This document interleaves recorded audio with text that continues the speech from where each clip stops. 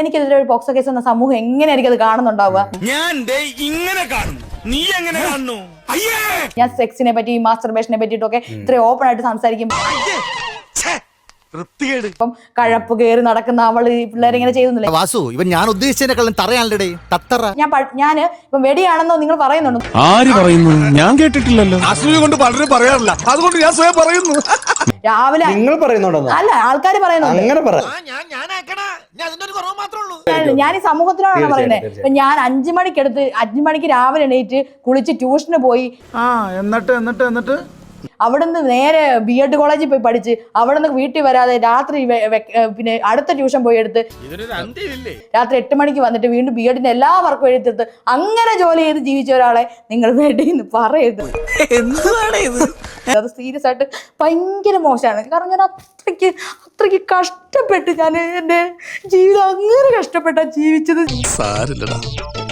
നീ എവിടെ പരിപാടി അവതരിപ്പിച്ചാലും ഇത് തന്നെയാണല്ലോ നിന്റെ വിധി. ഞാൻ ഒരു മുന്നിൽ കരഞ്ഞിട്ടില്ല, പക്ഷെ നിങ്ങൾ എല്ലാരും എന്നെ വെടിയെന്നാ വിളിക്കുന്നത്.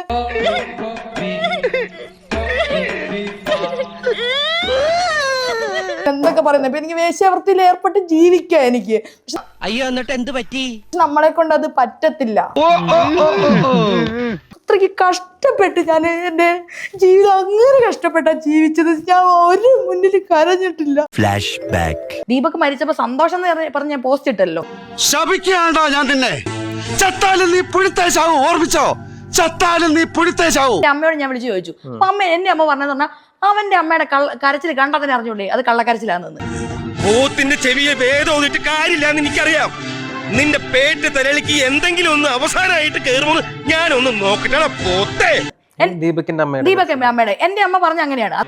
നിന്നെ കണ്ടപ്പോഴേ എനിക്ക് തോന്നി നേരെ ചുവയുള്ള തന്തയ്ക്കും തള്ളയ്ക്കും ജനിച്ചല്ലെന്ന്. എന്റെ അമ്മ പറഞ്ഞ അങ്ങനെയാണ്. എന്താ ഒരു സ്വകാര്യം?